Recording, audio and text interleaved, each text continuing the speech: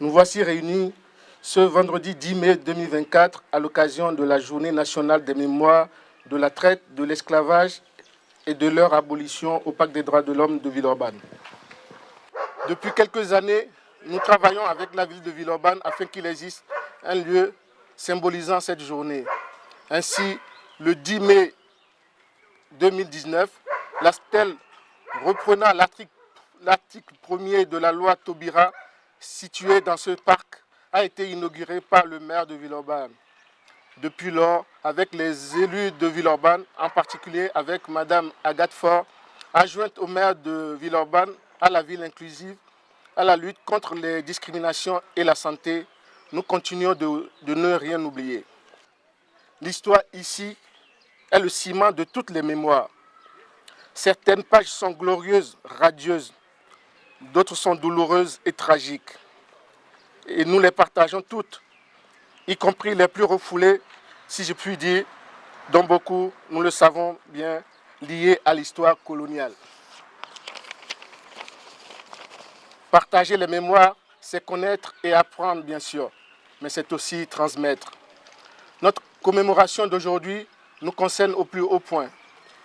Elle s'inscrit aussi dans notre engagement si nécessaire de défense et de respect des droits.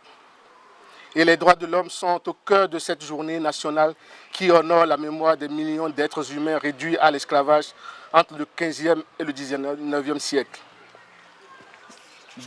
Depuis le décret de 1906, la France rend officiellement hommage le 10 mai aux victimes de la traite négrière et à la longue lutte pour son abolition.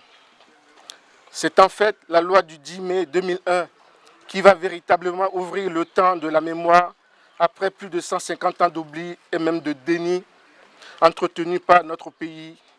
Une forme d'oubli heureusement surmontée désormais par le législateur et par les descendants des victimes. Voilà peut-être un des sens de cette commémoration. Outre l'hommage solennel que nous rendons aux millions de victimes, nous obéissons désormais à une obligation, à un devoir collectif. Écrire notre avenir commun, nous descendants des populations autrefois opprimées et autrefois oppresseurs.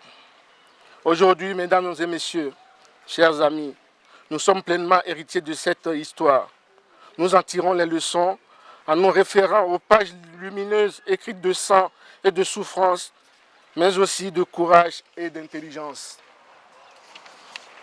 Mesdames, Messieurs, nous sommes tous les visages, nous sommes toutes les histoires, nous sommes la France, nous sommes l'Europe, nous sommes le monde. Et c'est notre chance. Merci de votre attention. Je vais vous lire une citation qui pour moi a beaucoup de sens.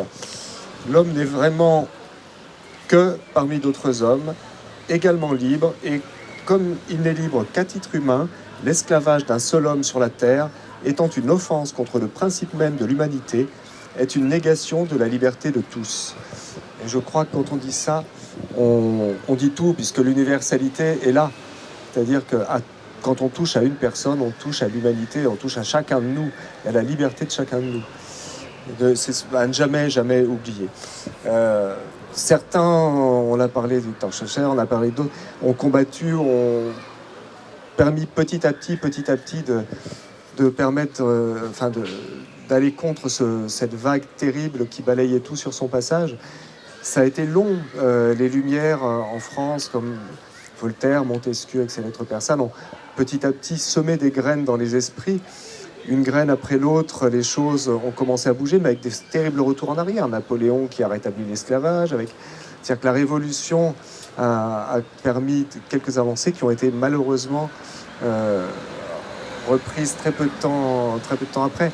Alors, ces combats-là, je crois qu'ils ne seront jamais finis, et c'est terrible de le dire, parce que malheureusement, aujourd'hui encore, on estime qu'il y a des dizaines de millions de personnes qui sont dans des situations, alors dites d'esclavage moderne, c'est différent. On n'est pas dans les situations qu'ont connues ces peuples il y a quelques siècles, mais on est quand même dans des choses parfois très dures, notamment en Asie, qui est le principal continent touché aujourd'hui, même si l'Afrique l'est aussi, avec plus de 3 800 000, je crois, personnes en Chine, considérées comme étant dans des situations proches de l'esclavage, c'est-à-dire sans absolument aucun droit, aucun salaire, aucune liberté.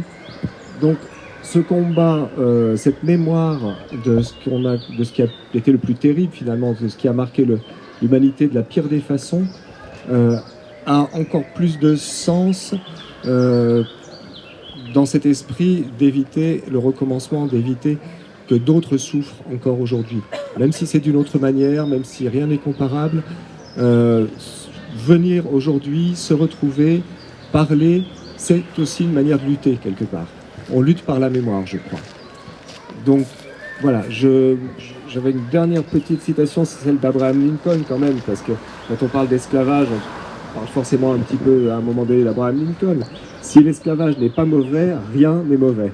Voilà, rien n'est mauvais. Que peut-on trouver de pire que ça? Donc encore une fois, un grand bravo à tous, merci d'être là. Et on espère pouvoir longtemps encore, enfin non, le moins longtemps possible, parce que finalement, si tout allait bien, on ne serait pas là.